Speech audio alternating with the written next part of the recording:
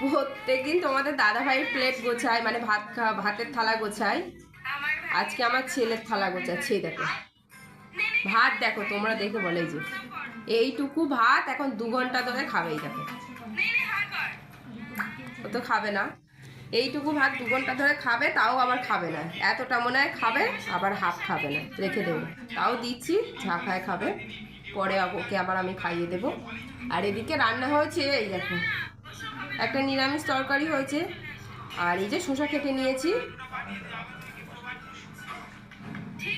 আর এদিকে হয়েছে, এই দেখো আজ রবিবার বলে মাংস হয়েছে। সিম্পলভাবে মাংস করেছি, কালকে দিদির বাড়িতে গেছিলাম, খেয়ে এসেছি, তবু আজকে রবিবার বলে মাংস এনেছে, আবার করতে হয়েছে, কিন্তু সিম্পলভাবে করেছি। ছেলের শরীরটা খারাপ বলে, ছেলের শরীরটা ভালো নেই, ওর শরীরটা খুব খারাপ, তাই জন্যে একদম সিম্পল করে করেছি। ও একটু মাংস খেতে ভালোবাসে, এক পিচই খাবে, একটু খেতে ভালোবাসে বলে ওই জন্যই করলাম। আজকে দুপুরবেলার মেনু আমাদের এই সিম্পল মেনু।